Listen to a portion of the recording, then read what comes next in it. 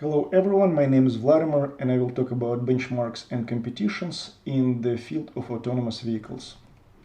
I will talk about why do we need machine learning benchmarks in general, I will cover major ones, and I will talk on how to submit to the test suites organized by Lyft. Every time machine learning engineer faces a task, he or she is interested to know answers to the questions. What are the existing datasets? How do existing models perform on them? What is the baseline? What is the state of the art? How can I compare my model with the existing ones? Standardized benchmarks help us to address these questions. I would like to illustrate the value of the standardized benchmarks with a paper called Metric Learning Reality Check, published at ECCV 2020. In that work, authors took influential papers in the field of metric learning and did two things. First, they plotted metric values versus time on the one plot, and they took values directly from the papers.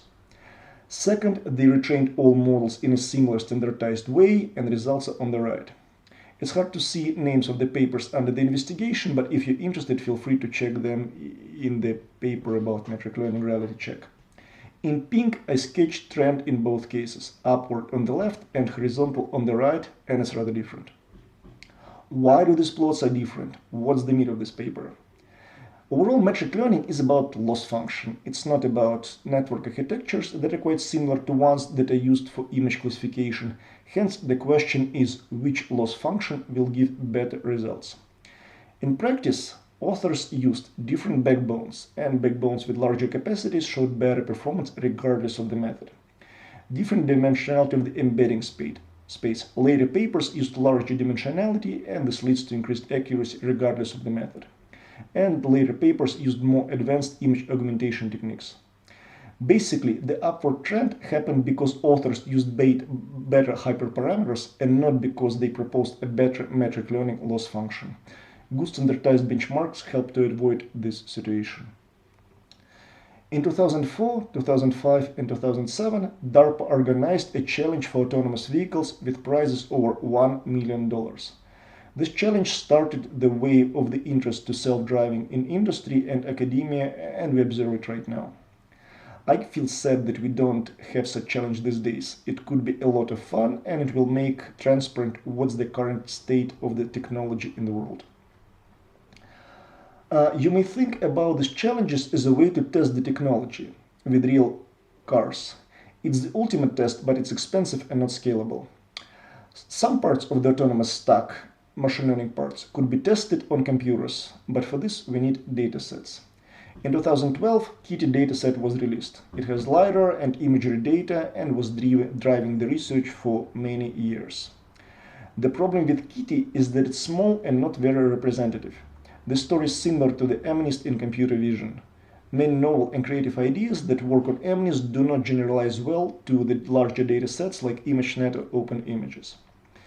In 2019, several autonomous companies released large, diverse datasets, more sensors, more miles, various geographies.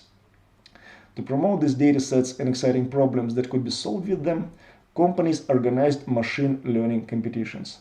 What is important, even after these competitions are over, still you can submit your predictions and see you standing at the leaderboards. And now I will go over these different datasets and benchmarks. Kitty benchmark. Kitty is the most well-known and most popular benchmark. It has a set of challenges. You may consider them, but there is a serious limitation. You can perform a submission only if you publish paper with the description of the method. In combination with the fact that Kitty is rather small and not very representative, I'm not sure that it's a good idea in 2021 and later years to submit to these benchmarks, but you need to know about this from the historical reasons. Waymo benchmarks. Waymo had a lot of challenges: 2D, 3D detection, tracking, motion prediction. They even had setups where inference time for models is limited. You can go to the link on the bottom left and check them out. New sensors for competitions: 3D detection, 3D tracking, LiDAR segmentation, motion prediction, and again, you can go and train models and submit even now after the competition is over. Hardware: 3 competitions, 3D detection, 3D tracking, motion prediction. Last but not least is Lyft. Lyft organized 2 competitions. one in 2019 about 3D detection, and we attracted more than 500 teams and they made more than 5,000 submissions. And in 2020, motion prediction, more than 900 teams and almost 15,000 submissions. And I would like to emphasize that each submission is one idea, one iteration the team is making. So more submissions, more teams, better results. Lyft organized both challenges in collaboration with the Kaggle platform. So if you're interested to learn from the winners or to see how your model will perform on the leaderboard, you can go to kaggle.com, search for Lyft, and there you will see two competitions. If you click on any of them, you will see a website that's similar to something depicted in this slide. So here you can download the data and read its description in the Data tab. You can upload your predictions after you train the model to the late submission, and you can also check your standing at the leaderboard. In addition, I would recommend to explore the discussion forum. Kaggle has a tradition where participants, including winners, share their solution and their code after the competition is over, and they also discuss what worked and what doesn't for this particular problem and this particular data set. Typically, I consider this as a great source of knowledge. Thank you.